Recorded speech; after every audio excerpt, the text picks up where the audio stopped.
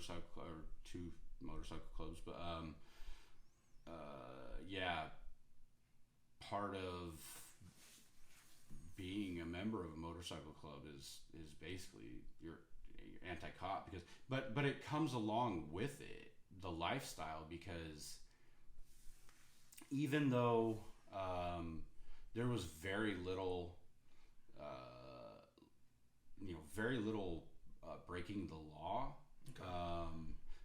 That I personally witnessed, you're viewed as Like an outlaw. yeah, you're viewed as an outlaw just because of the kind of subculture that you choose to associate with. Obviously, there are people. Like SOA. No, SOA is it's a soap opera for men. None of that really actually happens, or I didn't see it. But there's in every group of people, there are people who break the law, right? It just happens to be kind of a lifestyle that attracts people who tend to do that.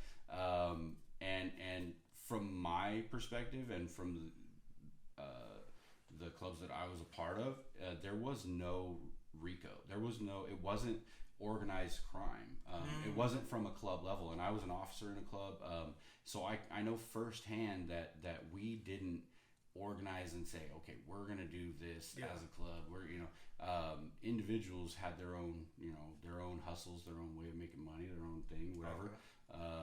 But yeah, I can't speak for all clubs, but yeah. Well, because I was around like a high club, but I was super young. I would see people come in and out, but I didn't know what was going on. Right. I was 6, 8, 10 at the time. I didn't. I'm like, and of course, them being white, me being black,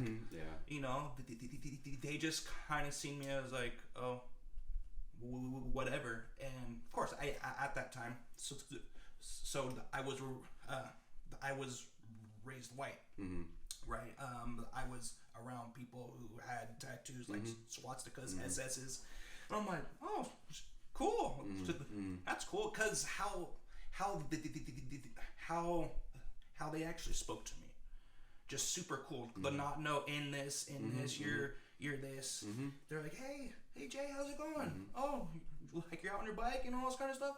And yeah, I'm like, so that like for me, how I grew up, it wasn't about white, black, Hispanic, green, orange, all this kind of stuff. I didn't know that until my friends brought it to me. Right. They're like, yeah, you're black. I'm like, well, what does that mean? Right. Like, fool, you're Mexican. We're the same color. What does that even mean to me? Right.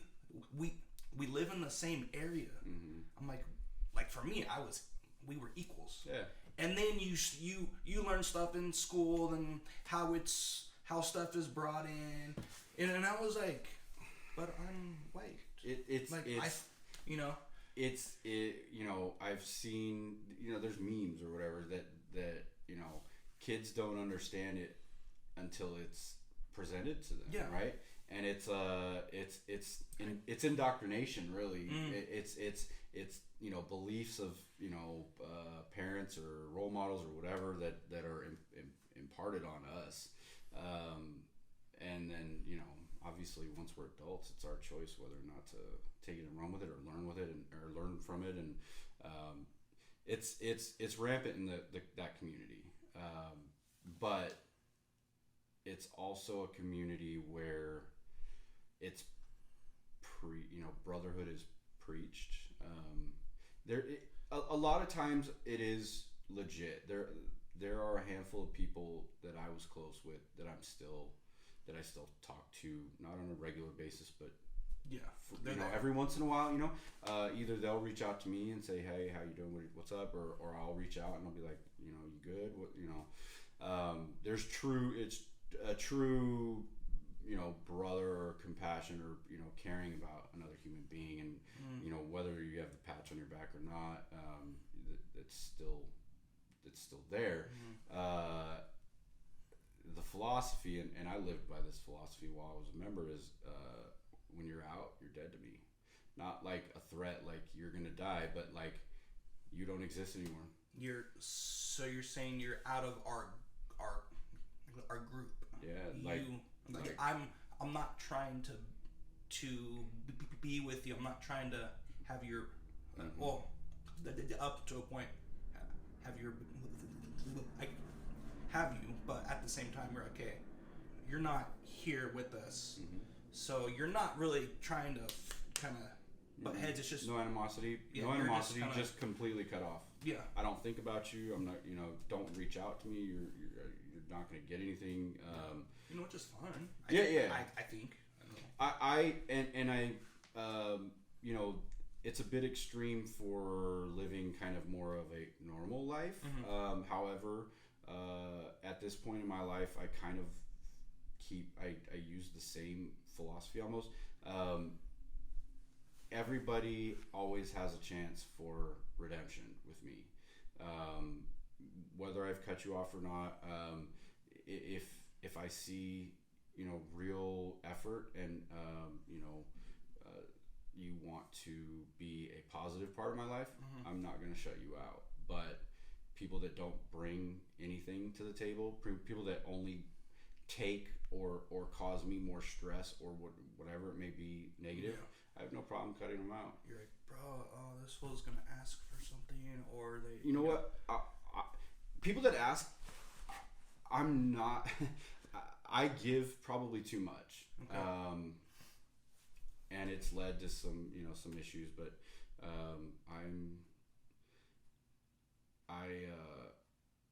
I like to help people. It feels good to help people. Yeah. I had my last real relationship, long-term relationship, I had expressed the fact that I have an open door policy at my house. Anybody who needs, A, needs a place to stay, B, needs someone to talk to, C, needs a meal, whatever, no matter what time of day or night, and if it's family, if they're family, which family is more than blood for me, but if they're family, show up. I don't care. You don't have to give me notice. You don't have to plan it. Show up. Yeah. By all means. Wait, no. If you get kicked out, and need a place to crash, by all means, show up. Yeah, but okay, we'll hop into that. Yeah. With the whole someone's in my house, I need to take care of this kind of thing. But never mind on that. But all right, so let's. So so for some people who don't know about, it's a club. They're like, it's a gang, right? They're all bad and all that kind of stuff. I just know. So there's two main things. Don't if you got like a group of you guys at a bar or out and about wherever, don't screw with you guys. There's a bro, dip. This guy said we're cool. High five. And number two, which I've seen, I'm like, bro, you're gonna okay. So, I'm sure every so often you'll ride in packs. I'm like, do not be in their way. Don't try and swerve and cut, because I'm like, what are you doing? Yeah. You have like 8 of them. Of you guys just kind of gone. I'm like, bro, there's 8 and you have a car. I'm like, so what do you... Yeah, so respect is huge. Okay. That's a lot of every single motorcycle club, they're big on respect, right? Yes. And give it to get it and all that stuff, and but I'll be the first to admit there are times, a lot, some people when they put the patch on their back and they're around a bunch of their brothers, tend to have ego. Have ego. They are more brave because they know. They got support. They got support. Yeah. Definitely. Jay's advice of don't pick a fight. Don't disrespect purposely. That's definitely smart, because because Purposely, because of that factor right there. And if so, I've seen it too, where someone's just drunk and belligerent and will start something with someone, and it's unfortunate. And if you happen to be that person, walk away if you can. It's not worth it. Your ego is not worth the possible outcome, because a lot of those guys will stop at nothing. They won't stop too. It's it's a lifestyle that attracts that kind of person typically, and part of the reason why I left.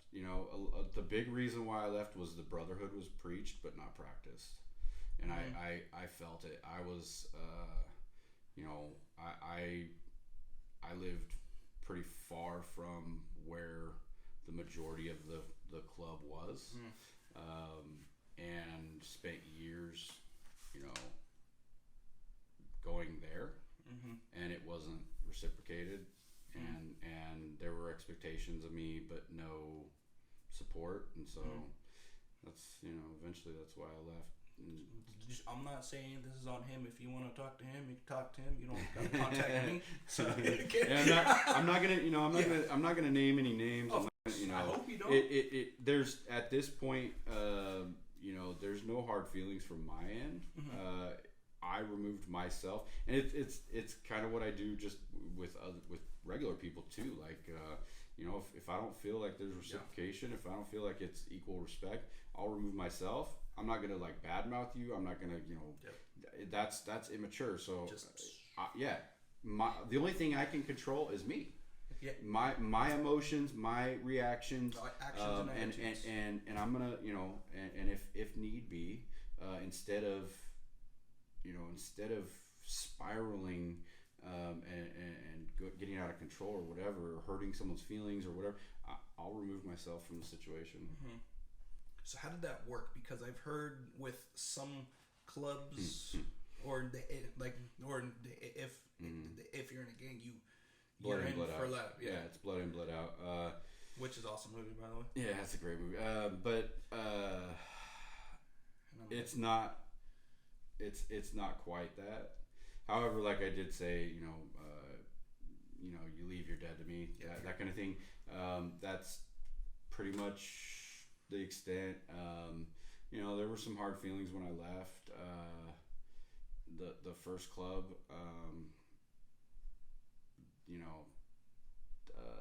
Some people took it personal. Some people were upset that I didn't talk to them about it first.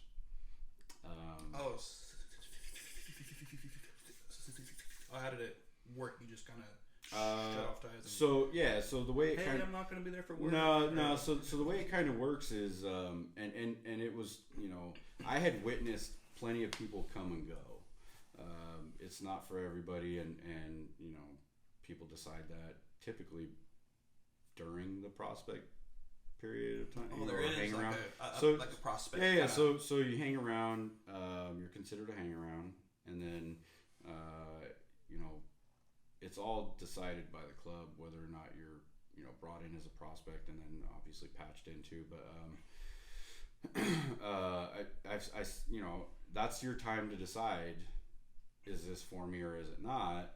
And a lot of people, they're so hell bent on being a member that they just ignore the red flags and then become a member, and then decide it's not for them after that. And what I witnessed most guys would do is they would turn in their patches or turn in their cut like random times when it was just just the president. We had a president that had a motorcycle shop, and so they would just show up to the shop and drop their stuff off when it was just him, so they didn't have to face everybody, right? Yeah. So coward's way out. So what we preached is, hey, if you're thinking about leaving, if you want to leave, you do it at church. We had church once a month, where we all gathered. We discussed whatever we wanted, whatever issues we had, whatever plans we wanted to make, runs we wanted to go on, that kind of thing. And you know, a lot of the times it was just about getting together because it was hard to get everyone together. But you know, there was issues, there was drama, but we preached doing it at church. So it's not like church, like church. No. It's called church, but it's a meeting, right? It's a meeting. And so I did it how I felt was the right way, how it was kind of taught to me was the right way, where I walked in at church. Yeah, at church, and had you know, had everybody there. Here's my Bible.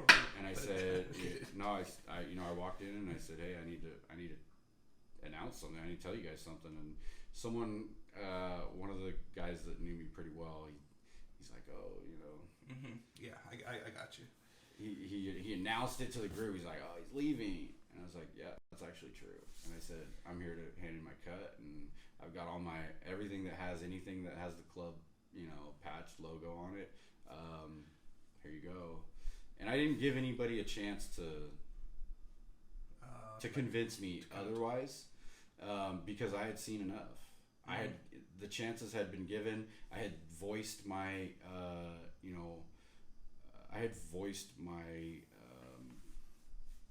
your opinions, but yet you wanted more off of that opinion. Like you're like you're saying. Yeah, I had, you know, I was unhappy. I voiced that I was unhappy, and that I felt like I wasn't getting the respect, the support, anything that I felt I deserved or needed, and that the brotherhood that was preached was not practiced. So it was, by the time I went and you know, turned it in, I was done. Yeah, and that's how it works for me in every aspect of life. I give a lot of chances. Yeah. Especially like in relationships, I give a chance after chance after chance. And if I decide I'm done, it's like a light switch. I'm done. There's no going back either. So like with that, how would it? Well, because how you're saying, like, you're open with whoever. Mm-hmm. So if something happens, so they put something somewhere you don't want it, and that over. Like, I'm confused. Wait. You went. I don't know where you went with that. No, okay. Like, you're open. So I'm yeah. So okay. So with my with my exes, my baby mamas, right? So those are both plural. Those are both. Yeah, I have two baby mamas.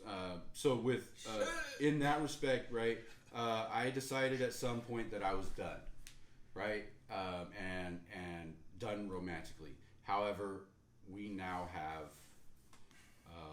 you know, relationships that are more friendly. They're okay. On a friendship level. Okay. You know, they get with kids involved. People become passionate, but we'll kind of have to. I keep the same mindset where I am, you know, open. I'm not open to a romantic relationship because I already learned that lesson that that it doesn't work. Yeah.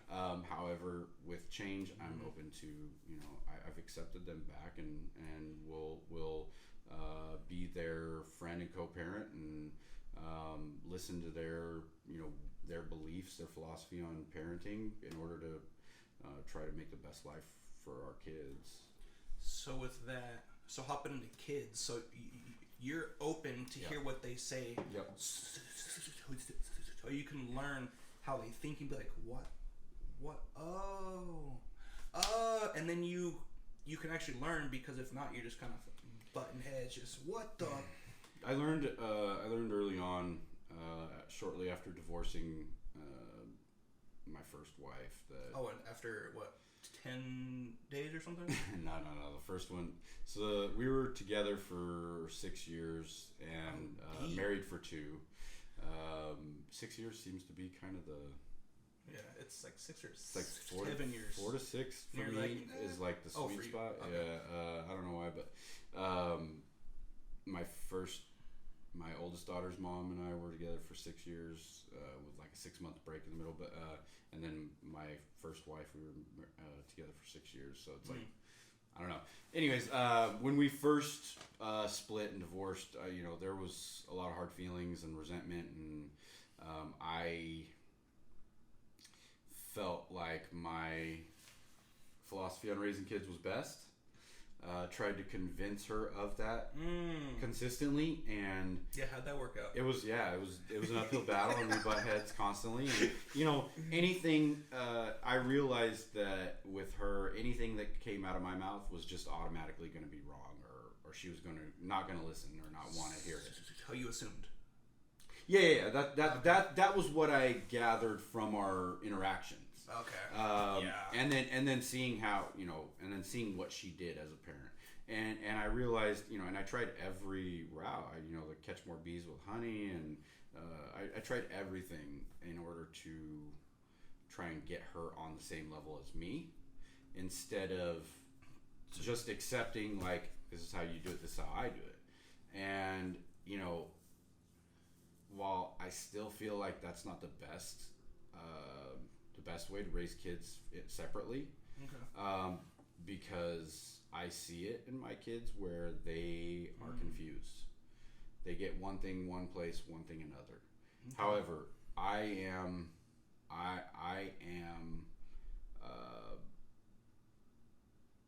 I have faith in my convictions. I am strong in my convictions and what I believe for raising little humans, because I refuse to raise weak, insecure,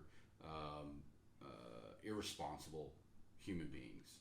I want my kids, while I give a lot of effort, I'd say 50-50 split. I give 50% effort to making them feel and understand that they're loved. I'm not ashamed. I hug, I kiss my kids. I tell them I love them. I'm proud of them all the time, and I am. And then the other half is making sure that they're prepared for life as an adult, because that's huge. I think I see what I feel is too many parents who want to be loved and accepted by their kids and want to be their friend. And I feel like a lot of kids are entering adulthood these days not prepared for what life is. And life is cold. Life doesn't care. You have to be able to survive on your own. But I also want them to be compassionate humans. So that I want them to have the skills and will to survive, but I also want them to be compassionate. So I want, first and foremost, make sure you're good. Then make sure you help other people. So that's and the ex-wife, I don't think kind of shares the same. She actually, you know what? I shouldn't say that. It's not that she doesn't share the same philosophy. It's that she's actually changed quite a bit over the years. We've been divorced 6 years, and I see a big change in her.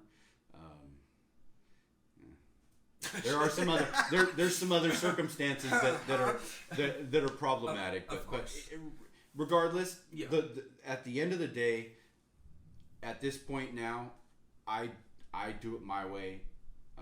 My kids know me for me. She does it hers. We don't really, when it comes to like things that we need to talk about, we talk about it, and we compromise or agree to disagree. We don't fight anymore, and it's just part of that, acceptance thing. Like, I accept that you want it your way and you believe it this way, and I don't, and that's fine. Yeah, that's huge. Yeah, and I've seen people who will just kind of butt heads and have them there. That they will be there only because they have kids. I'm like, okay, I see that, but how do you think that's going to affect them? If you're like, oh, we're butting heads, we're always screaming at each other, or you're like, you don't even sleep in the same room, all that kind of stuff. Which is okay for you. I'm not tripping. But for me, no, that has to work, because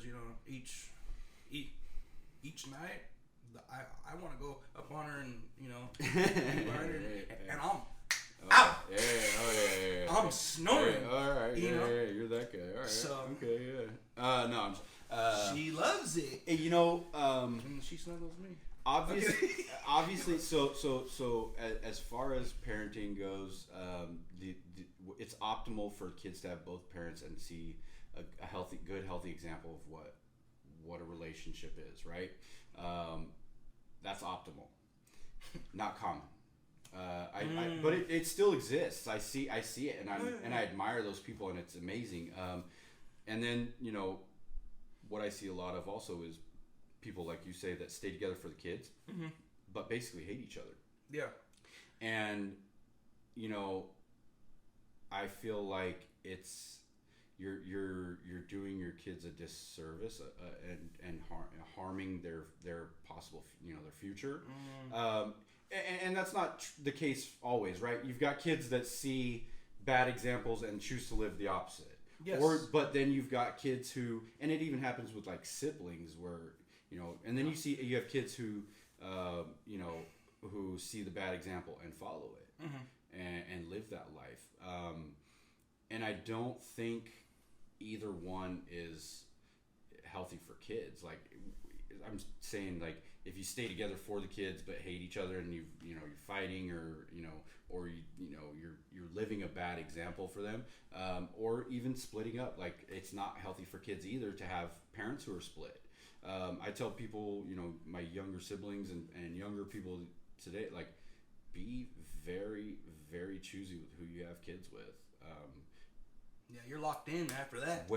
Because it's imperative that you have, that you set the example for these kids of what a good, healthy relationship is. And even if, everybody's going to have periods in life where they're going to, at least start to grow apart or whatever. And you need to understand that that's normal and that we can be two separate people and to live, be my own person and you be your own person, but we still have a relationship and communication, and show that to our children, because this fantasy that a wife, a house with picket fence, 2.5 kids and a dog or whatever, it's it's not reality. Yeah. It's like reality check. Right. Like every relationship has its up and downs, and it's when it's over is when one or both have given up. You got to choose. Like, I'm gonna choose this person day in, day out. You got to make that choice every morning when you wake up and go, look, they may screw up. And I got to hold them accountable to that. I can't let them off the hook, but at the same time, I'm going to forgive them, and I'm going to give them the opportunity, and even give them my hand to help them back up or whatever it may be. Solid advice. Just things I've learned. It's things I've learned and seen, and lived. Yeah. I've lived, both sides where I've been the person who screws up and been resented for a long time, and then I've lived the other side where I'm like, I felt like I was in the right and the other person screwed up and I resented them, or it's just, it's not healthy, and you can't live that way, and it's not a good example for kids. So yeah, that's huge. So you're practically saying, for the man or the lady, you should be choosy on who you pick. And then you have kids, because if not, you're paying child support and all that good stuff. Yeah, child support's no fun. But it's even what's worse than paying child support is for me personally, is the time that they're away from me, because I have this anxiety over the fact that I am not there to protect them. They're vulnerable out in the world. And I don't feel like necessarily they're getting the oversight or the protection that they could have. And then you have people who don't know how to protect themselves. Hence, you need to go learn some kind of martial art, self-defense. Self-defense, absolutely. Or spray somebody, but yet they have to be close enough to all that stuff. I don't want to go into that. Spray with something. Yes. With Windex. No, not lead. Definitely not lead. No. All right, so let's, I guess, hop on the subject of not lead. How do you see, a person? Okay, let's just say at home. Yeah. If someone were to break in, they're like, "Hey, I just want to show up because I got kicked out at your house." Yeah. Hey, show up, and you don't do something to them. How was your insight on owning and operating firearms? The firearms? Yeah.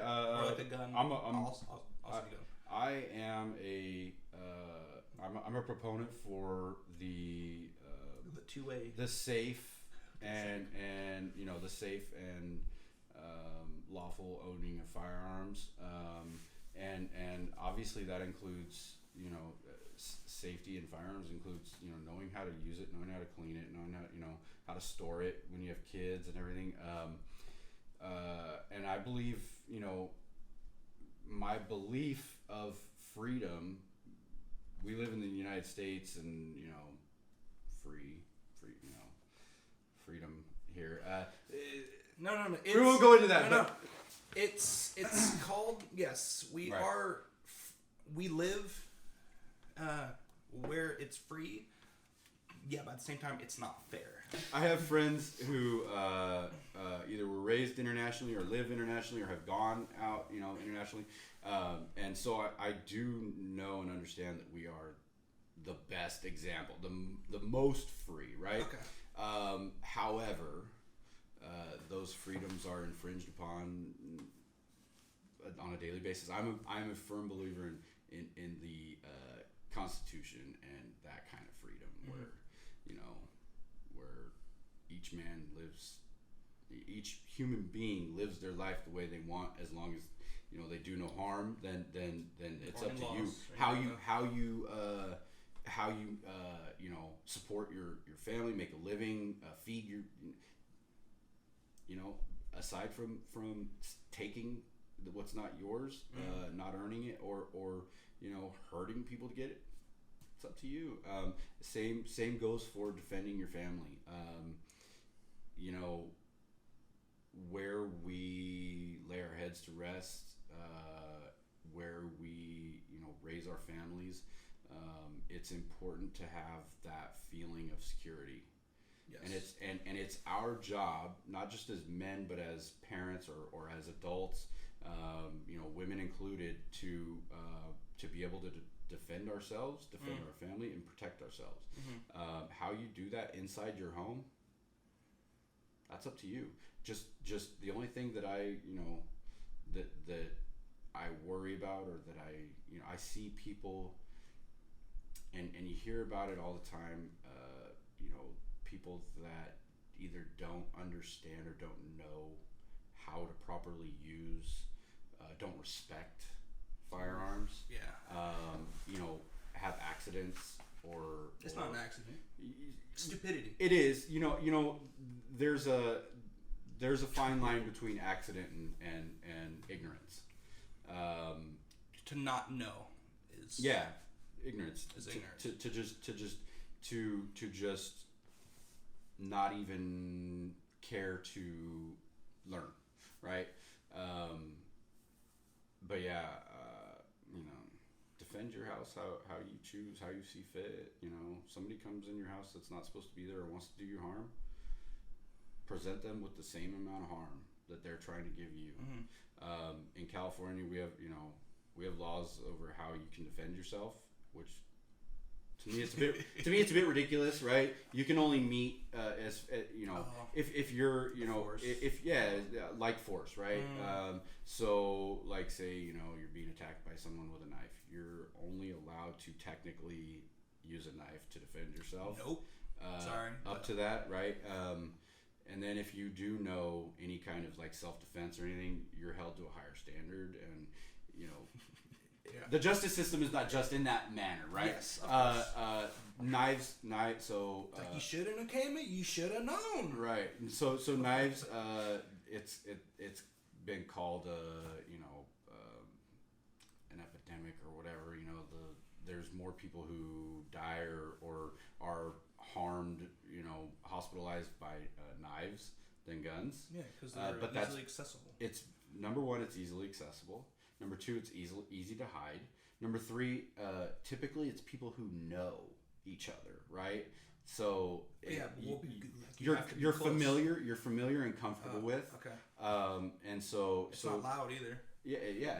There's no fear of being caught or seen. You can basically kind of stab someone and it looks like you just maybe punched them. Hugged them or something. I saw a video not too long ago of a guy. It was in Australia where they were. It was like late at night after a club or whatever, and two guys were gonna fight, and one guy was bigger, one guy was smaller, and you can't really tell what's going on, but the big guy's like advancing and the smaller guy's backing up, and then the smaller guy stands his ground and takes a swing at the big guy, and the next thing you see is the big guy's just kind of standing there and goes like this, and blood coming out everywhere, and he falls, and it can happen just like that, but I mean, if you're kind of asking for it at that point, right? Like, he could have let the other guy's backing down. You could have let him go. Yeah.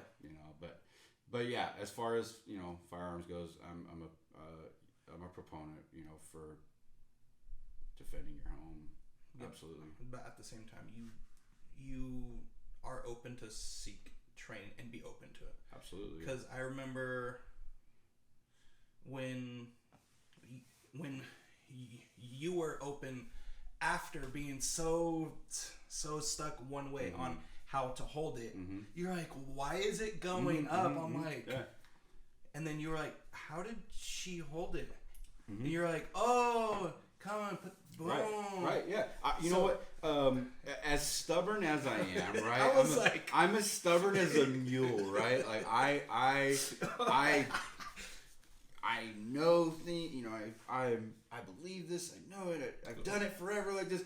As stubborn as I am, I always am kind of striving to be better. Like, I know that I can be better at everything that I do or want to do, and sometimes it takes seeing someone else do it, and someone that I may not even expect, like, and someone who's and you know what, I'll listen to their advice, and I'm a big why person too. Oh, and this is a discussion I've had with my boss, in recent months, is that it's important for me to know why.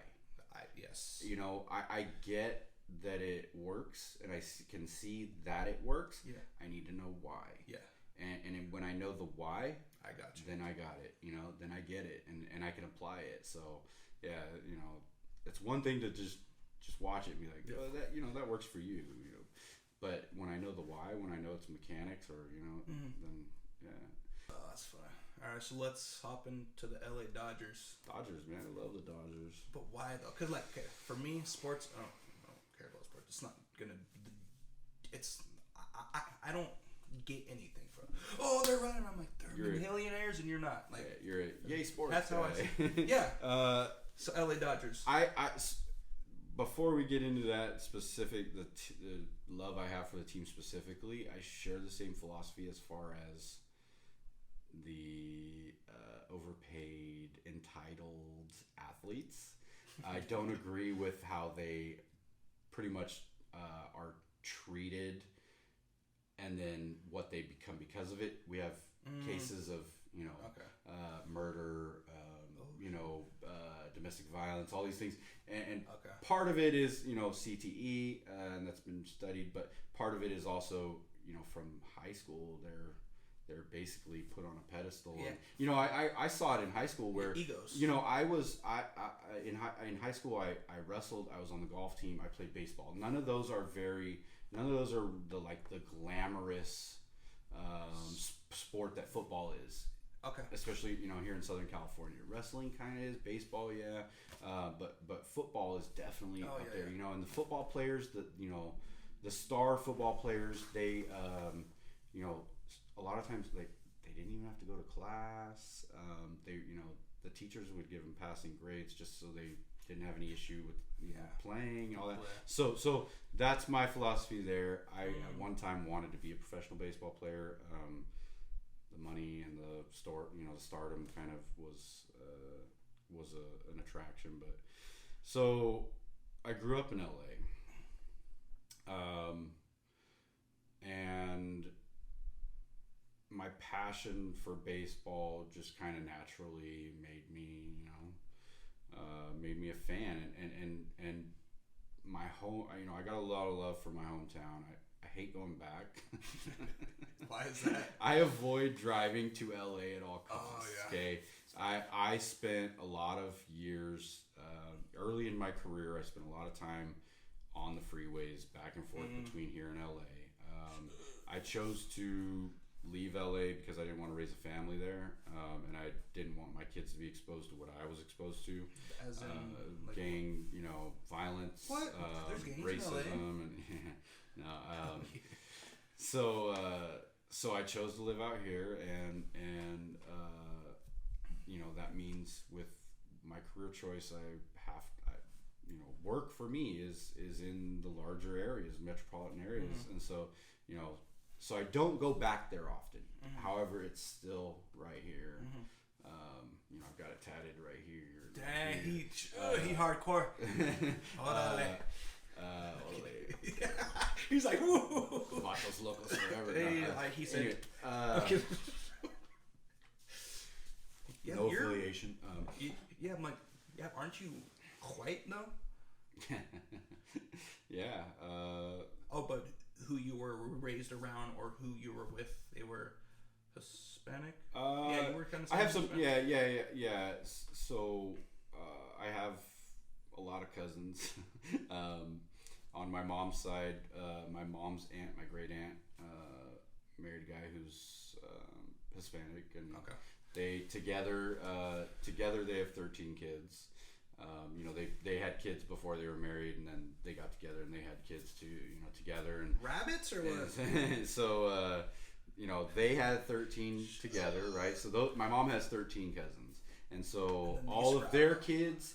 Basically, I consider my cousins, however, of course they're second or removed or whatever. But we're cousins, we're family, right? Yeah. My great aunt, and I coined the name TT for her because when I was a kid, I couldn't say auntie, so TT, and everybody now calls her TT. But she was the person who watched all of us. We all went to her house, and so I'm close with my family and my cousins, a lot of them, and there's I think the last time I counted, there's 34 of us, something like that, and then now we all have kids, most of us. Just keep. So yeah, producing. so that it's a big family on that side, and a lot of them are at least half Hispanic, and I grew up in an area that's mostly Hispanic, and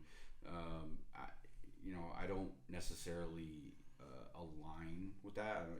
I don't consider myself that Hispanic or white or whatever. I consider myself me, just like I consider anyone else them, right? I don't, I try not to see race, religion, whatever. I'm gonna give everybody a fair shot. As long as you show me respect, I'm gonna show you respect, and I'm gonna give you a fair shot. I don't judge people based on those things. I judge them based on their character and how they treat me. So, but yeah, I have my influence in life. Is that Latino culture? Yeah, a lot of it, and so. Oh my god!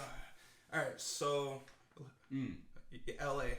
You just Dodgers. like it because of where you're from? Yeah, is that it? No, it's not it. I mean, the history. There's a heritage. I tie myself to the sports teams that I'm a fan of. First it is where I'm from, it's home, but then it's what they the history, what they stand for, what the legacy. The Dodgers meant a lot to me. I was 4 years old when they won the last World Series before the 2020, and excuse me. I remember bits and pieces of it, being 4 years old, and it was romanticized. It was cool. It was, it was amazing to me, and then playing ball for as many years as I did, and being as serious as I was, and wanting to be a professional. I always wanted to be a Dodger, so that's I've aside from the Frank McCourt days where we won't go into that, but I don't agree with, and the whole Fox deal, and anyways, no idea. I have a passion for the Dodgers. I love that team. Same thing, the Kings and the Lakers. I'm not as big of a fan of hockey and basketball, but seeing the Lakers, seeing the three-peats twice, and then Kobe Bryant, R.I.P. Yeah, rest in peace, Mamba mentality, beast. That stuff. The hard work, the competitive drive, all that stuff means a lot to me, and being part of a team, and understanding that you have to ensure that you are in the best shape. You have to take care of yourself. You have to be the best. You have to practice your skill, your craft, but then also be a member of a team. I feel like that's important for everybody to learn. However, I do feel like everybody should start off doing jiu-jitsu or some real martial art. I'm not gonna go into how I feel about certain martial arts, but I feel like first and foremost, it's important for kids to believe in themselves, have confidence in themselves, and then also understand what it is to be part of a team where you can't win or lose on your own. You have to give yourself to the team. They have to give themselves to you. You guys have to mesh and gel in order to be successful. I think it's an important learning lesson in life. So, anyways, fandom. I'm sorry. I took that kind of sidetrack. So 2 hours later. I'm kidding. Right. Yeah, SpongeBob. You're the SpongeBob that's like all dried out, dehydrated. So interesting fact about me: Dodgers, Lakers, Kings. Right, all LA teams. Yeah. Football. What about the Raiders? I'm the biggest. So football is my favorite sport. Favorite of the big four, whatever, to watch. Right, I'm the biggest fan of that. I played 1 year of flag football. I was never allowed to play football, and then didn't want to at a certain point because of being hurt and it affecting my other sports, whatever. Yeah. But common sense would tell you, if you use the art of deduction, you would think I'm either Raiders fan or Rams fan or maybe a Chargers fan, right? No, I'm a Steelers fan. Die-hard Steelers fan. Love the Steelers. Why is that? So, okay, there's a whole story behind it. Imagine that. Imagine that. 2 hours later. No. So, growing up, I was a Rams fan. The Rams were considered LA, even though they played in Anaheim. My grandfather, my dad's dad, had season tickets, and we went to a lot of Rams games, right? I was a Rams fan. Jim Everett days, they sucked. But anyways, so the Rams, so I have a cousin who played college ball. He went to Notre Dame. He was a lineman. He was right tackle. He played with a guy named Rick Meyer, a guy named Jerome Bettis. OG Jerome? Yeah. So USC is my college team. I've always loved USC. I wanted to go play ball at USC. Didn't, but so every year Notre Dame and USC play. It's like it's a tradition, and and they go back and forth between playing in LA or playing in Indiana. And so one year I got to go to Indiana to go see the USC Notre Dame game. And so I got to hang out with with Todd and whatever, and met some of his buddies and some of his teammates, and one of them happened to be Jerome Bettis. And I felt like at that time I was 10 years old. No, so he's just huge. Oh yeah. I'm surrounded. Todd at that time was 6'6", 310. And and then he had a friend who was a Kansas City Chief, a guy named Lindsey Knapp. He was like 6'7", like right around the same weight. And then Jerome Bettis, the bus. He's big guy, right? But I felt like it was weird. I got this. There was like this gentle side, respectful side of him to me, and so I admired it, and then so when he went pro, when he was drafted by the Rams, and we would we would go to Rams games, and then a couple times after the game we'd like wait outside and where the tunnel is, where the players come out and stuff, and when he came out he recognized me. He was like, "What's up, buddy?" That's and cool. so we had a good there was that. I felt like he was a good example, and he was a normal person to me, and so I admired him for that. And then so the Rams leave, right? Everybody knows that Georgia Frontier moved the Rams to St. Louis, which is part of my abandonment issues. And when that happened, when the Rams left LA, Jerome Bettis left. His rookie deal was up, and he went to Pittsburgh. And so the combination of abandonment from the Rams and then him going to Pittsburgh, I was like, okay, I'm a Pittsburgh fan. And then shortly after, I realized, I watched and saw the kind of football that they played, and it was a lot of running the ball, real good defense, and that I'm a huge fan of defense, like and the running game, and like smash mouth type football, like blue collar, hardened, and then the fact that over the period of like 70 something years, they've only had 3 head coaches. There was Chuck Noll, who he was I don't know, 30 some odd years coached. Bill Cowher was almost 20, and then now we've got Mike Tomlin. But just kind of the philosophy and the just it seems like a team that knows what they believe in. They practice it. They play hard. They always give it their best.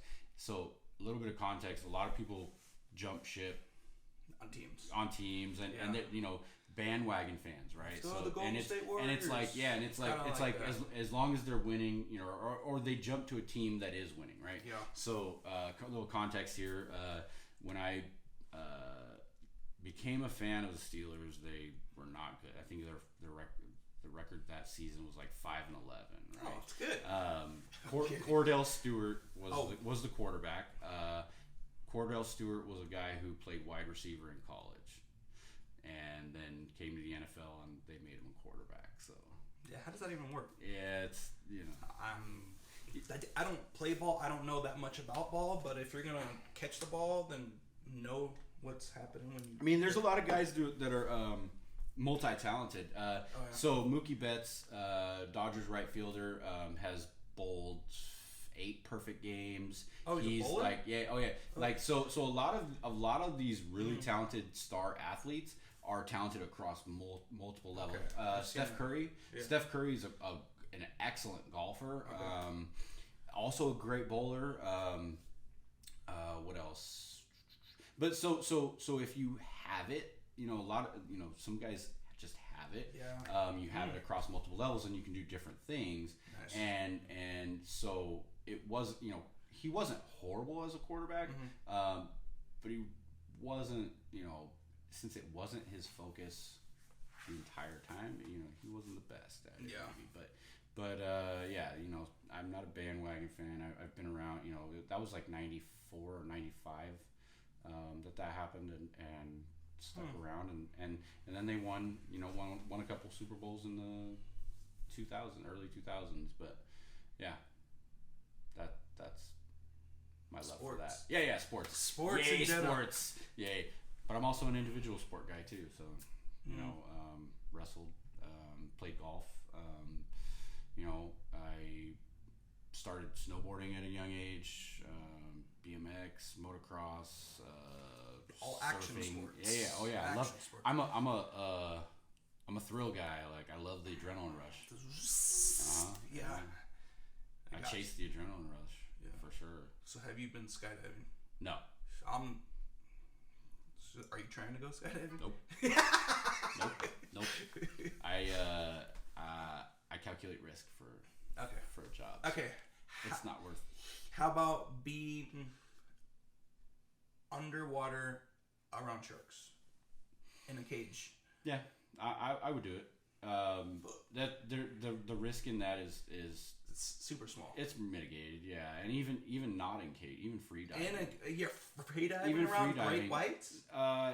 There's certain sharks that I wouldn't dive with free. Great whites, tigers, or bull. Oh, yeah.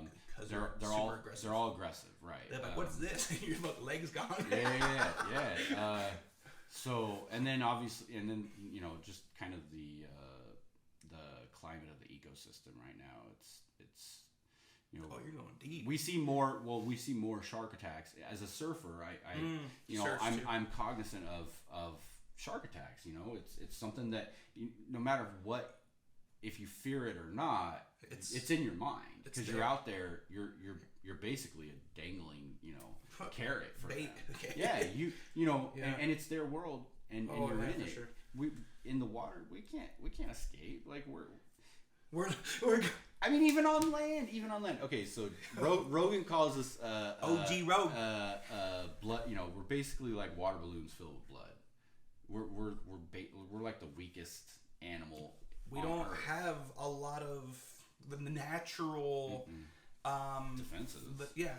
Except for our brain. Right. Yeah. Opposable no claws and the ability to outthink, outwit. And talk and all this kind of stuff. Yeah. Oh my gosh, with that. Yeah. So fangs, no claws. We could use our weight ish, but not like if you're out and about like with like a big cat. No, I could take one.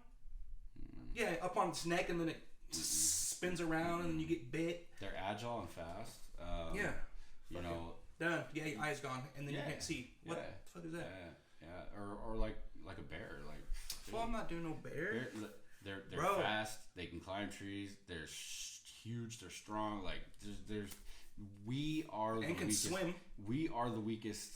Link. Goodbye. Of any species. However, we are the apex predator due to our ability to think and communicate, and but yeah, like out in the water. I mean, with the shark. That's where we're probably the weakest. Like the water. Because we're slow. There's nothing we could do to swim faster, right? Unless we have some sort of vehicle. Yeah. Which then we're not worried, but yeah. So I would dive with sharks. I won't jump out of an airplane. I won't jump off of a platform with a bungee. Those are two things I won't do.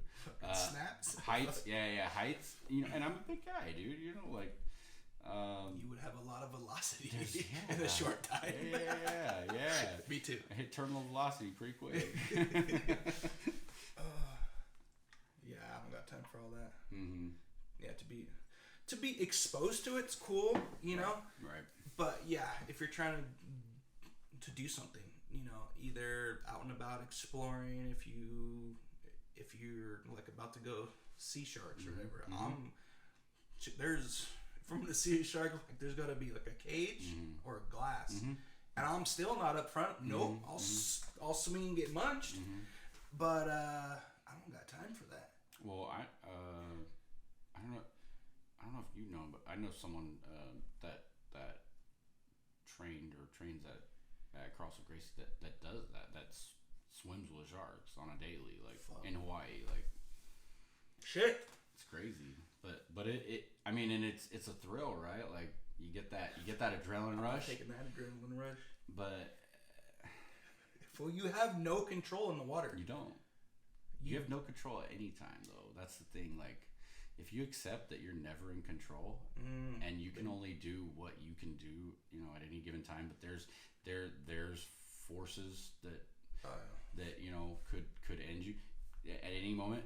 You've accepted it, and you know, like, then it forces you to live your life to the fullest at all times. Like, any moment could be your last. Yeah, and yet people, oh no, I'm gonna live forever. I'm like, right, bro. Like, for me, I'm happy to be alive because on my face and the crash, and I have a helmet. I'm lucky because I've seen just small things, and you have people who can't walk. Like, from here down, they can't move. You know, and I'm lucky that we both are.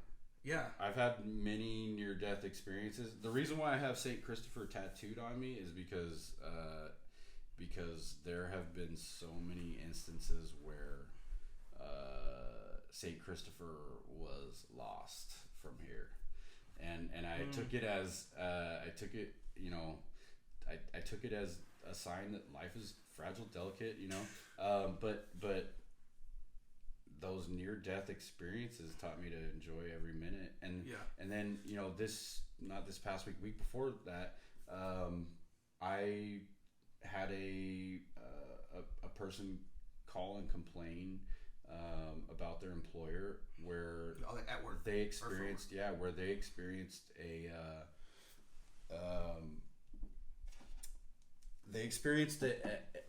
a hazard. They were exposed to a hazard that caused a slip and fall, and they're paralyzed.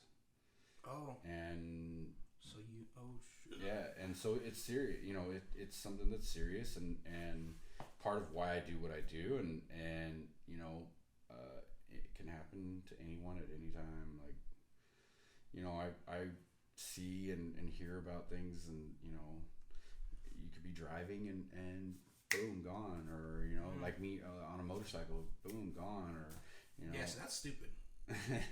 There's so many options. You can be at night, you know, just kind of zone, because I used to also I rode as well, but then I crashed, and I'm like, this is dumb. Yeah, but it was good. You're like, I'm going 160, boom, you know, pinned. Okay, anyways, I was kidding. I wasn't going 160. Never. Yeah, only on the track in Mexico. No. Okay. Anyways, so yeah, like up on a bike, you have so many options that could happen. You know, like one time I was riding and I seen like wood and like way up. Lucky I was paying attention, not zoned out, because I'm sure you zone out, you just see the line just mobbing. Some people do, I guess, but in some cases I would. I'm like, bro, yeah, just chilling. Okay, anyway, so I seen it, and like something so small could hit your front tire, you're gone over the bars, and you're going 70, 80.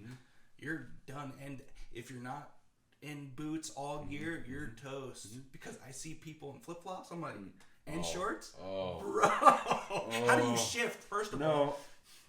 So I've never seen shorts and flip flops, but with no helmet. When I see guys in like Vans or Chucks or something, like and like short sleeves or with like basically no protection, I'm like, oh, you enjoy. You're a glutton for punishment. You're a masochist. Because if you've ever had you know, gravel or asphalt pulled from your skin, it's not fun. It's not fun at all. But it's a calculated risk, right? It's something where I'm like, okay, I understand that I could die at any moment. You know, I do it with a heightened awareness, and I'm always, you know, head on a swivel. I never assume anybody knows I'm there or sees me or anything. I never assume that people are going to stop at red lights. But there's a calculated risk, and it's a risk I'm willing to take, because it's something where, you know, if I go, I know I'm doing something I love. So be it. Yeah, but you have kids. I do.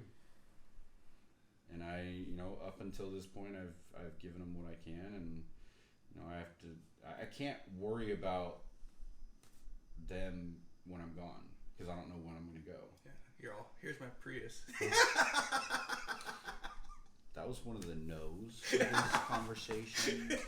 Sorry, he has a Prius, and we're about to end this. No, I'm Prius. You know what? No shame here. I'm a Prius driver because I traded in my Tundra. I had a Toyota Tundra. So you're about to get some hate. I love. Hey, you know what? I'm a Toyota guy because you know why? Because for an investment that automatically basically depreciates. I want cars. I want the best, and you know the best bang for my buck. Vehicles. And Toyota, in my opinion, you know, they hold their value. They're reliable. I had an '83 Toyota pickup. I had a '07 Rav4. I had a 2016 Tundra, and now a '18 Prius.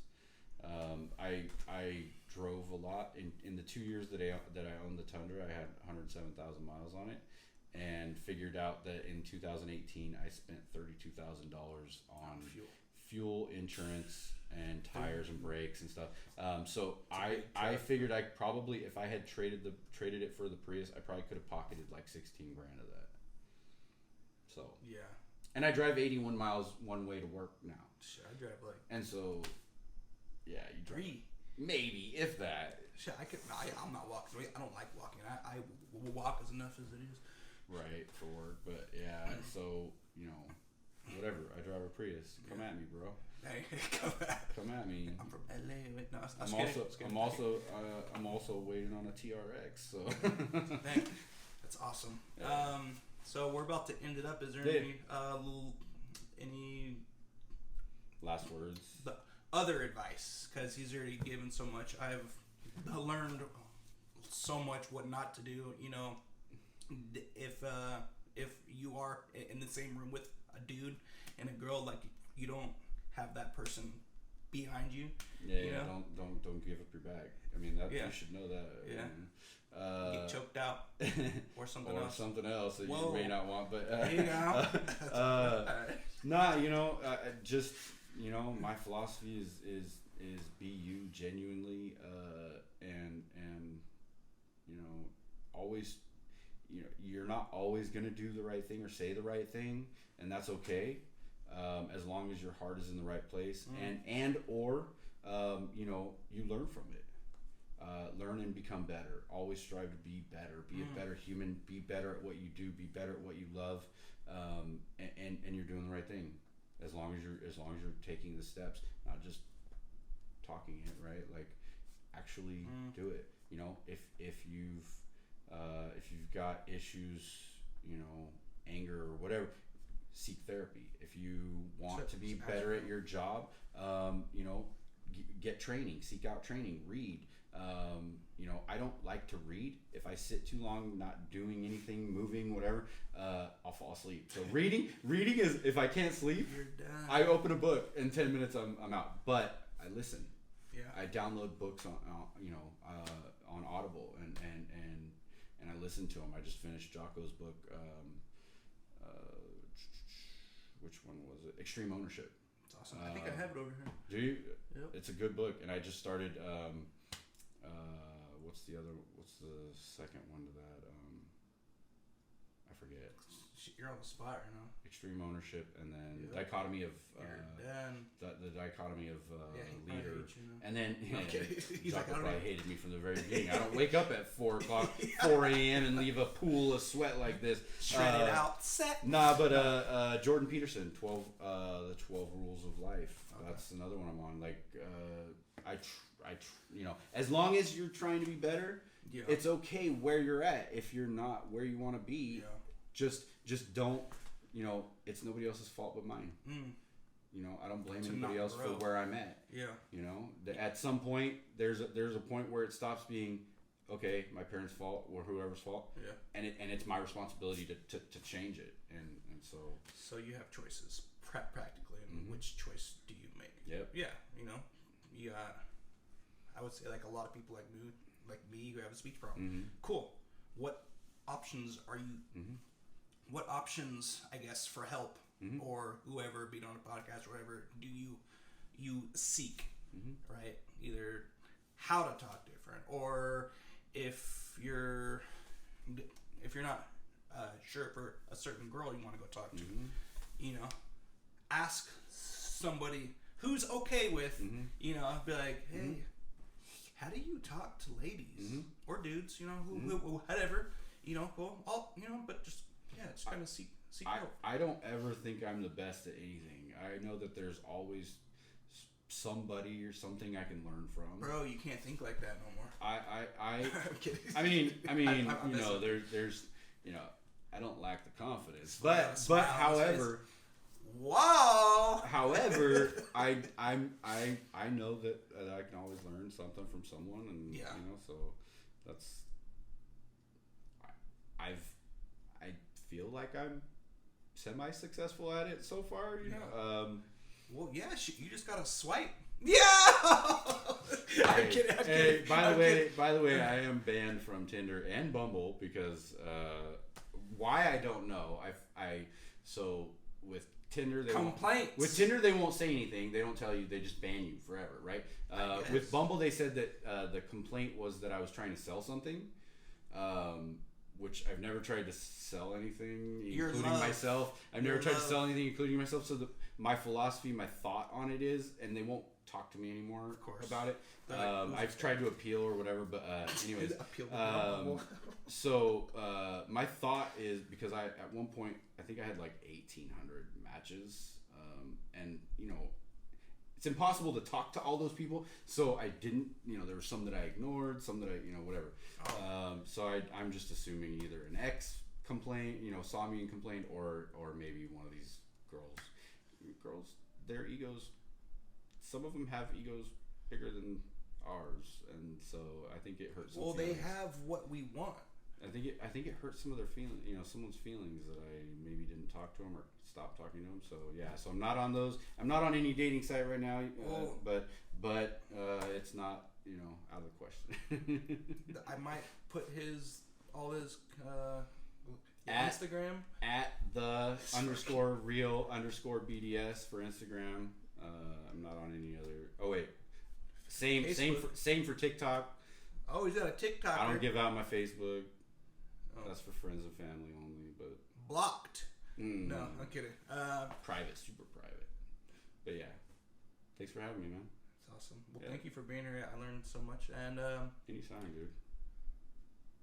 3 hours later. Hey, I could go another 3. I gotta go. I know you gotta go. No, it's all good.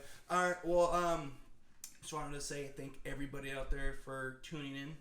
I hope everybody out there has a great day or night. Smash that like button and subscribe. Because there's so much more to come. Turn on the bell. Ding ding. Ding ding. And then over and out on the Raw Grass Podcast.